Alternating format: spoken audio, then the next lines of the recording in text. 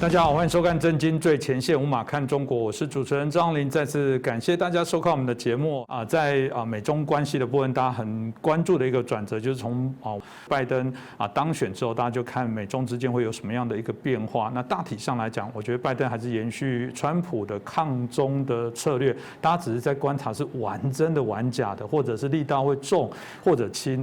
刚开始的时候，感觉这个习近平急于想要见拜登，拜登可能美国政府可能内部还要再做一些定调，所以看起来也没有急着做一些回应。一直到今年3月，阿拉斯加的这个会谈里面，结果不欢而散，还有这个所谓吃泡面的一些事件到现在后来看到美国的副国务卿温蒂雪曼他们也在7月中下的时候前往拜访。那这过程当中当然也调侃了，他们还说我不会给他吃泡面了。那当然这中间就有一些拉拔，彼此之间就有各自想要来做着提出的一些意见看起来中国强硬许多，所以这后续中美之间会有产生什么样的一个发展变化？我想透过这次的天津会谈，应该有许多值得让我们来观察的一些重点。那当然要解析这个重点，要交给最重要的人我们就欢迎我们透视中国的高级研究员，也是台大政治系的荣誉教授，我们明居正老师。明老师你好。主持人洪林兄好，各位观众朋友们大家好。是明老师刚刚提过，这好像有趣的转折一开始真的感觉是中共急于要见面，但这一次我自己解读，好像中共那感觉至少是拿翘一点，然后这样讲应该不为过，也就是包含怎么样见面因为我记得原来的这个副国务卿好像并没有安排中国的行程，也不知道为什么突然又加入了。那这2天里面各自也是各显神通，那我不知道是不是报复了，这个我比较不懂。原来是美国也没让你在这个华盛顿 DC 直接给你拉到阿拉斯加，是不是他们说我还没给你拉到这个内蒙古，我大概只是让你在天津？老师他们到底在玩什么？为什么这个变来变去呢？其实最早你看到那个放出消息是要到大陆去的，后来又取消了，后来又摆回来，所以为什么有几个反复你想一下那个你刚刚讲得很对在拜登上台没有多久，中共方面就放话说，事实上也秘密接触了，私下接触了，说希望能够跟美国复谈。美国后来就半公开讲说我们要谈，但是不急着谈。当时我们就想说他为什么不急着谈？那当然我们有一些猜测，后来慢慢看明白了，美国是要至少拜登是要改变川普当年呢也比较单打独斗的做法。他希望说，我先把盟友这边关系呢重新巩固了，然后大家这个意见统一了，步调齐了之后呢，我再来跟中共谈。中共当时比较急，中共希望说赶快开始谈，然后赶快这恢复原来的关系，然后把川普这些翻过去。但显然拜登不是这样想，拜登团队想说，我就是要利用川普已经造成的形势呢，当做一个谈判筹码，慢慢往下推。所以中共后来呢，再怎么急都没有用。那最后就出现你刚刚说的这个阿拉斯加会谈。阿拉斯加会谈最早大家看到呢，是这个国务卿布林肯要来到亚洲，到日本、到韩国，但是不到中国去。这对中国来说已经是非常丢脸的事情，因为对他来说，我这么大的国家，你一个新的总统上来，第一个应该先来看我，或至少先让我来看你，那我们双方碰面了，你再去跟别人谈，这样显得我的重要。现在布林肯呢，或者说这个拜登团队呢，没有先见中国，然后先见完日本、韩国，然后你说要这样好，我在半路上在阿拉斯加见你。对中共来说已经是很丢脸了，然后谈得又很不愉快，所以中共当时这个战狼脾气就发作了，不就吵一顿吗？所以这次呢，中共方面先拒绝了再同意呢。第一呢，就是小小报复一下扳回面子，这第一点。第二点呢，这样一来回之后呢，我也有拉高筹码的态势，我也不那么急了，现在有点是让你来求我的味道。第三呢，谈判当中我们常晓得有一种心理战。也就是让对方有点着急，让对方呢越来越着急之后，他的脚步会乱谈判对我会有利。所以第一点呢，可以说为什么取消的复谈呢？有这设计。好，第二点就是为什么在天津而不在北京谈？就你刚刚说的，你上次都没有邀我到华盛顿，你是在回程的路上的。好，我们在阿拉斯加见一下。那现在你要来了，我当然不在北京见你。我天朝大国嘛，所以我一定也要摆摆我的款，摆摆我的姿态。我们不要把你拉到什么库页岛或拉到什么这个黑瞎子岛已经算客气了，那我就拉到天津啊，离北京那距离啊，这地点的考量。第三呢，就是原来中共讲说，他不是说要去见那个谁嘛，然后美方说要见谁，中共拒绝，中共说我让你见这个谢峰。为什么见谢峰呢？因为他是我们这个外交部当中专门处理美国事务的副部长，让他排名第5。外交上是非常讲究这个对等的。那如果这 Wendy Sherman 就雪曼呢，如果是副国务卿的话，在美国外交系统排第2位，所以在中国那边呢，理论上应该排第2位。结果后来另外一个方案就是见那个岳玉成，岳玉成理论上是第1副部长，就排在王毅之后第1副部长，看起来是第2位，但不是，因为中共在外交部上面，在党里面有个外事工作小组，那个才是真正的外交沙皇。所以在中共的外交系统中排第2的是外交部长王毅。那现在见王毅呢，那就合适了。所以原来呢就是小小羞辱一下，让你见我排第5的。那反正我的底牌就是让你见王毅。最后呢，你求我一下，好吧？那我们就见王毅吧。好，那是第3点。第4点呢，这样谈了半天，大家觉得说是不是他们不想谈？不，他们想谈。我一讲我说他们都想谈。那既然想谈，为什么中共做这么多姿态？第一就刚刚讲说要扳回面子，第二就是在中共的观念当中，这个东西我曾经讲过，我说在中共观念当中呢，所有事情都是对敌斗争。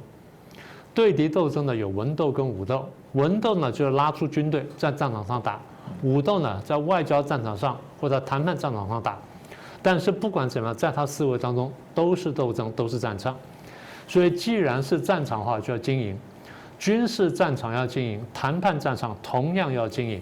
好，那现在检视战场，中共检视战场结果就认为说，到目前为止呢，在战场来说，美国是占优势的，不管是在军事实力上也好，或者国家的这个国际影响力也好，或在科技上也好，或在经济、金融什么各方面也好，美国都占优势。然后更何况就是在川普的后期，然后对中共做了这么多制裁啦、各种的惩罚啦然后关税怎么等等，所以美国现在看起来是占优势的。在这个时候，如果中共愿意低头进去谈的话，那全盘皆输。所以如果我要经营战场的话，我必须取得筹码。原来我们那时候讲过，中共呢在看了半天，在没有筹码情况下创了筹码，最后想到个办法，欺负台湾。飞机开过来，哎，看起来呢，他造出筹码来了。什么叫造出筹码来呢？美国说你不要骚扰台湾，好，我不骚扰台湾，那别的地方让步。所以把他等于凭空想用压台湾的方式制造筹码出来。美国看懂了，我不让你有这筹码，我怎么破你的筹码呢？你飞飞机，我也飞飞机；你开船出来，我也开船出来。你干什么动作，我跟你讲狠话，就说我动手，我会保卫台湾。哎，中共这样一看就是，那你来狠的，所以台湾这个对中国来说也不是筹码了。那既然我现在手上好像都没有筹码，那我怎么办呢？我只好摆出战狼姿态。大家说战狼姿态摆给内部看的，那是一部分；另外一部分是摆给美国看的。因为我不摆出战狼姿态我手上完全没有筹码，所以我摆出战狼姿态呢，我对内对外呢都算是有筹码了。那你说，哎，战狼姿态摆得太凶了，对方不肯谈怎么办？不肯谈，那先不谈吧，反正我摆姿态摆在这里。如果美国对我战狼姿态反应太过强烈，不能谈，那就不谈了。因为我这姿态摆出之后呢，我先解决内部问题。内部问题是什么呢？我开20大，我们上次讲过了。我开20大，等20大我再度连任，我巩固权力的时候，我们再来谈，那时候再来慢慢玩。所以中共算来算去呢，就只好摆出战狼姿态，否则没有筹码可玩。是这个战狼的姿态，我想从王毅当初有对外说他要好好的跟美国补上一课这个像老师一样，就是当掉，然后这个再重修，再给你补课一下。所以这一次里面，我们看起来的确像老师所说的，真的是变硬许多，还提出清单告诉你要哪些要注意的，然后不能这个违背我们的一些原则价值。当然有些对台湾人不陌生啊，对美国我倒很好奇，对美国来讲，这会不会是一个比较少见有的这种这么强烈？我不是很确定这个清单，老师要不要介绍这是什么东西？这对美国来说是叫做很司空见惯，还是真的中国有下足了马威？应该这样说，就是谈判以前呢，双方第一呢就自己先盘算一下，说我要什么，对不对？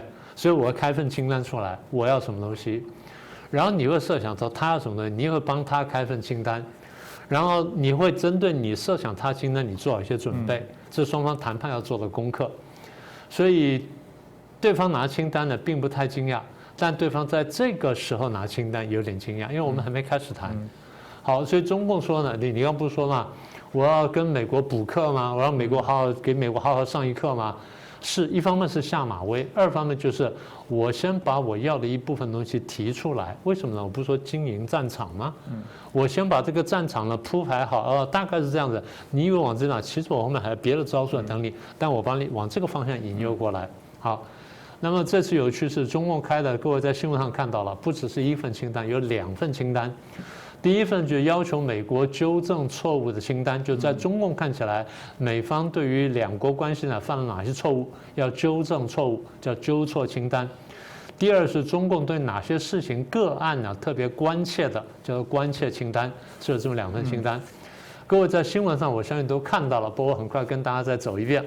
在纠错清单方面呢，大概有8点。第一呢，他们要求美方呢无条件撤销对中共党员跟家属的签证限制，签证限制。第二，对于中方领导人、官员跟政府部门的制裁，希望美国撤销。第三，对中国留学生、中国到美国留学生的签证限制，希望取消。第四，美国做了很多事情呢，打压中国的企业，希望取消。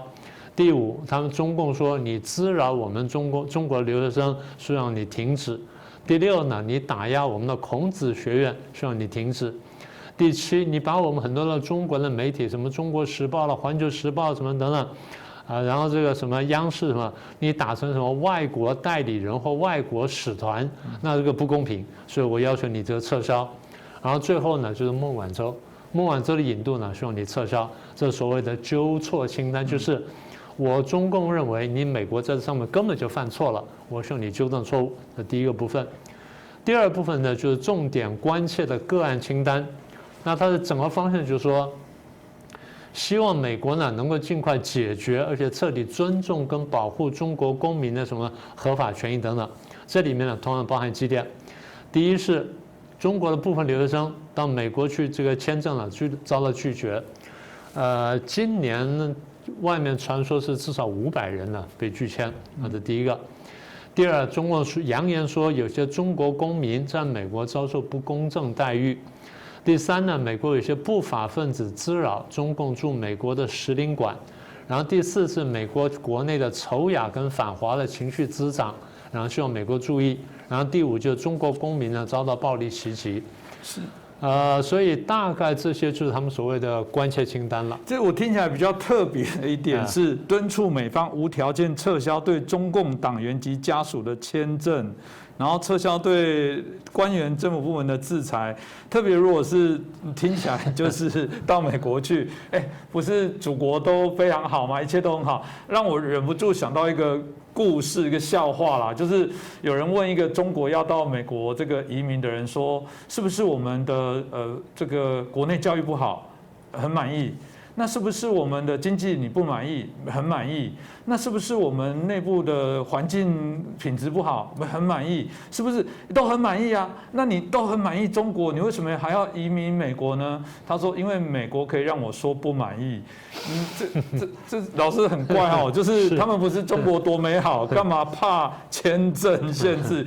你要有种就不要去美国那种烂地方。谢谢你帮我撤销，我针对我被撤销，我觉得我是中国的骄傲，不是应该这样吗？对，说起来应该是这样的。但是那时候我在跟别人聊天的时候，有朋友提醒我一件事情，他问我说，中国大陆人有钱之后，希望把钱存到哪里去？存到美国，存到瑞士。你有没有看到美国人有钱或瑞士人有钱存到中国的？不会，从来没有，对不对？不是说生利息的多少，而是安全不安全的问题。所以这个东西也是从另外侧面的回应了你。对你刚刚讲的第一条非常有趣。第一条来源是这样的，现在是2021年了，去年12月份的时候呢，美方呢限制中共党员跟他的直系亲属到美国，然后他们的签证呢最长的效期呢做了改变，它变成单月单次入境，签证有效期限从10年呢缩短到1个月，所以对他们来说显得非常不方便。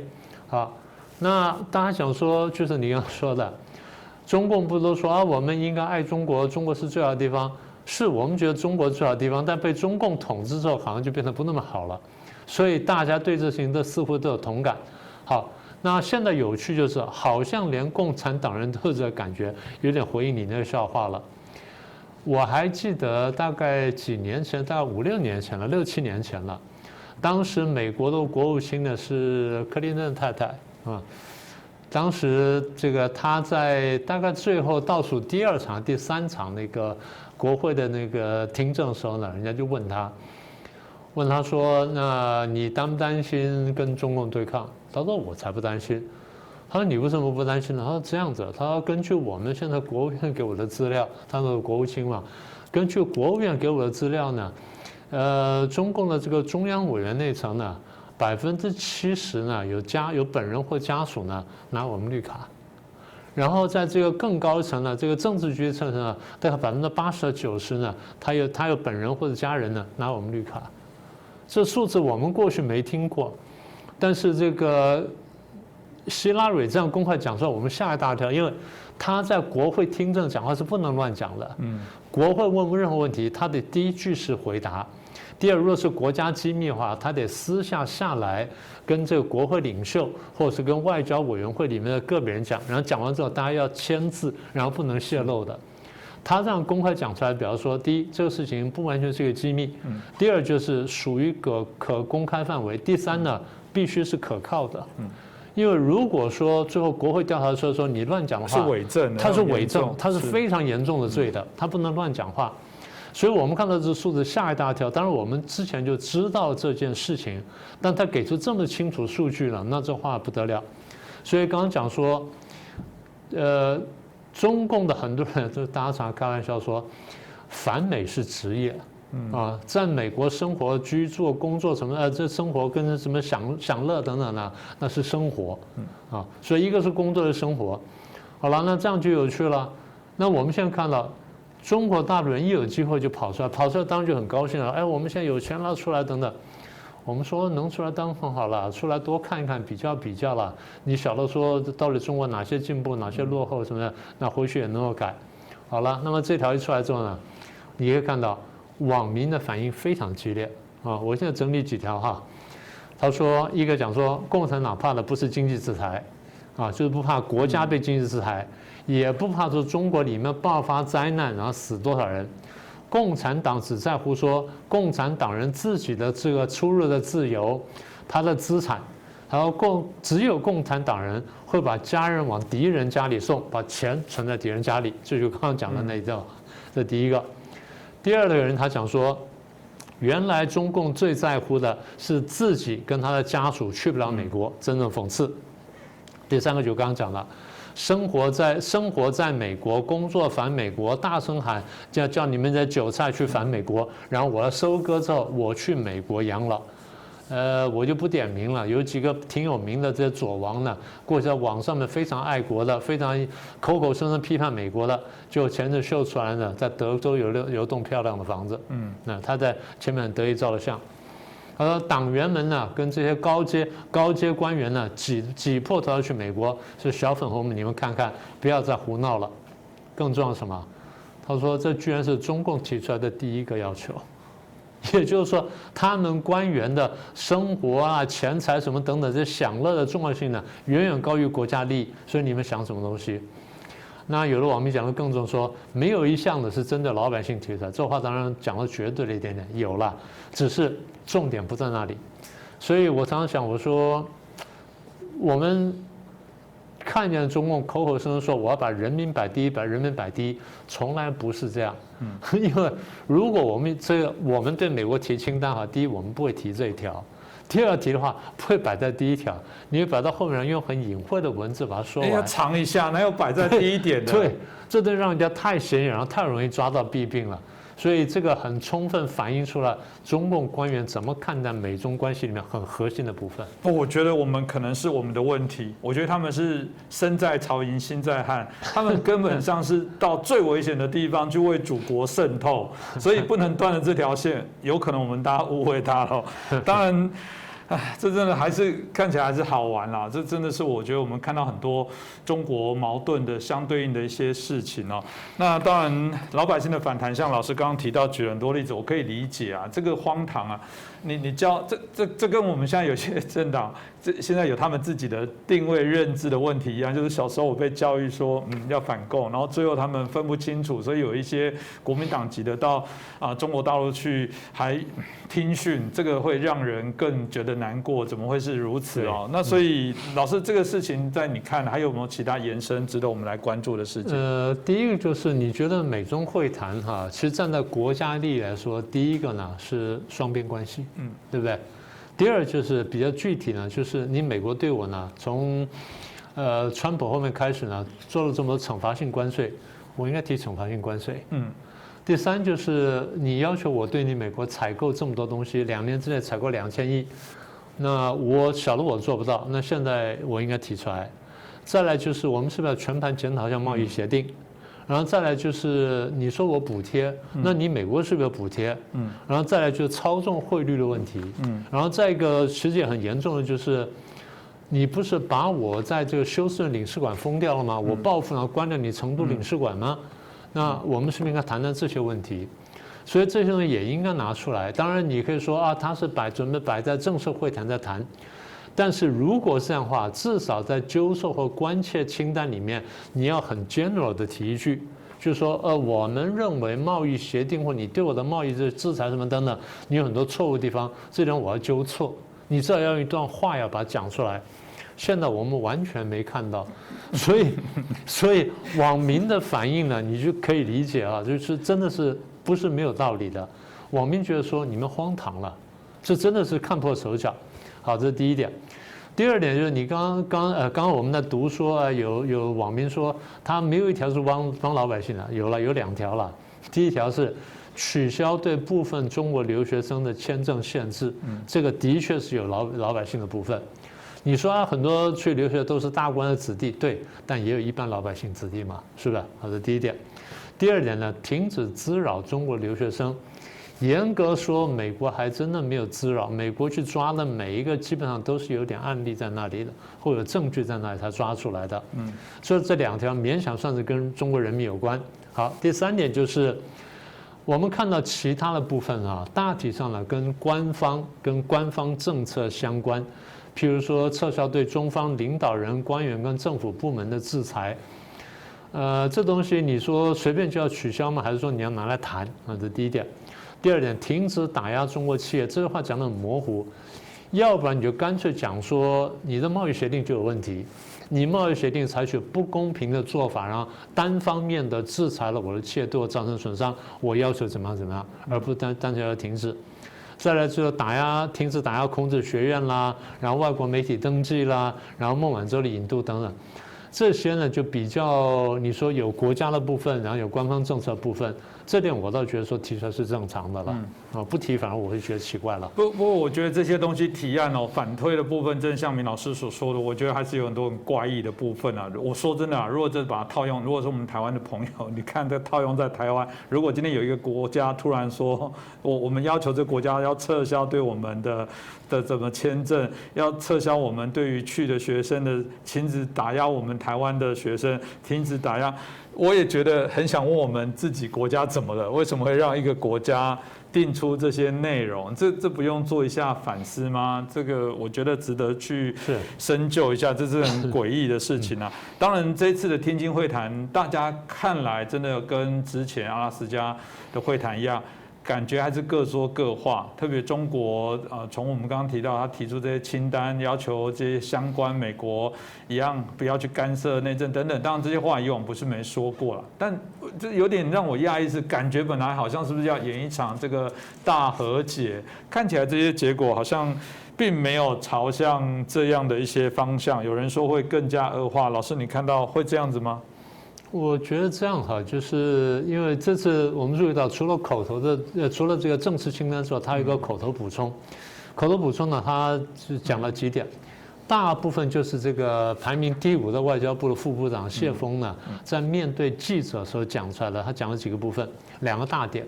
第一个大点，他说，中方敦促美方改变他极其错误的对华认知跟极其危险的对华政策。这第一大点。第二点呢，他说中共对美国的一些动作呢非常不满。什么动作呢？第一，这个新冠肺炎的溯源我们叫武汉肺炎。第二，关于台湾问题的这个讲话，关于新疆问题的讲话，香港问题讲话，跟南海问题的这个讲话跟行动上面，就是美国有错。中方对的表达强烈不满，要求美国立刻停止。他后面的话很有趣啊。要求美国立刻停止干涉中国内政。他把这就解释了内政问题，停止损害中国利益。应该这样说，你把台湾视作内政问题，我们当然不会同意；新疆视为内政问题，这东西好，那算了。那香港视为内政问题，一半一半，因为你还是一国两制。南海问题你就不能说是内政问题，是不是这样？因为南海的地方是很多是公海的地方。再来一点就是武汉肺炎，武汉肺炎大家定为全球传染病的时候，它不是内政问题。今天大家怀疑说是你那边爆出来的，然后你那边有泄露，不管你是有意制造，然后有意无意泄露，我们来溯源来调查，你要知情应该给大家看，你越不给大家看，大家越会怀疑你。所以这些东西谈不上什么内政问题，这中共在玩文字游戏。最后一点就是。这些东西呢，为什么会在会后补充呢？其实是这样子，不太方便在那个场合谈，但是呢又不能不谈，所以事后呢特别留下记者，可能事先跟记者打招呼，特别留下记者口头补充，记者反正发稿一定会发出来，最后呢就清单是1份啊，清单是2份，口头补充还1份，所以实际上中共提了3份清单，我们看到是这样子。是。那你说关系恶化的问题呢？我还回到我前面的观察哈。第一呢，我认为其实双方都有谈判的需要跟意愿。对美方来说呢，他要检讨贸易协定，也要检讨双边关系。然后第二就是美方也希望说，我跟你表达一定的善意，我真的不想说全面对抗，也不想开战，但是呢，你得改变你的行为模式，因为你的行为模式也真正伤害到我，伤害到国际秩序。所以美方有的意愿，中共当然更有。那我们上次说过了。第二，双方现在干什么呢？在谈谈判。什么叫谈谈判？我们双方在谈说我们的谈判要怎么谈，所以我们在讨论这个谈判要怎么谈。我们不是真的在谈判，我们在谈谈判。所以一方面我们在谈谈判，二方面呢我们在经营战场。我也在经营，你也在经营，你也知道我也在经营，我也知道你在经营，但是呢，我们大家经营都要经营，为什么呢？我们总希望经营到这个战场对我最合适的时候，我再进来谈。所以双方都是想法。所以如果前面的分析是对的话呢，大概是这样子。那没有意外的话，双方应该还会再想办法接触谈判。但是我还是得提醒大家，第一会有起伏。第二，我们要非常小心，就是在这个过程当中呢，台湾一定会被中共拿来当作谈判的筹码，然后台湾会被中共拿出来当作谈判的标的，他会拿来谈的，就我要什么东西，美方要非常警惕，所以我们要盯着双方面，我们要注意说台湾的利益呢不能受到损伤。是这个，我想也是台湾的民众当然没有办法置身于美中谈判以外哦。今天特别做这个节目，我觉得也是让所有关心两岸的这些发展、台湾的政治发展相关的朋友，我觉得了解最新的一些状况。当然，这个也我们明老师所说的，大家也可以理解。有人说这样的谈判也是在继续铺陈未来拜登跟习近平会面的各种可能。当然，我们就继续来观察，希望后续还有机会邀请明老师，可以帮我们再做更深度的一些分析，也让大家了解我们这个天津会谈的最新的分析的一些资讯哦。再次感谢明老师，谢谢，也感谢大家的收看。各位震惊最前线的好朋友们，我是主持人张宏林，欢迎订阅我们的频道，也记得打开小铃铛，掌握最新节目通知，让精彩评论不错过。更欢迎留言、转传影片、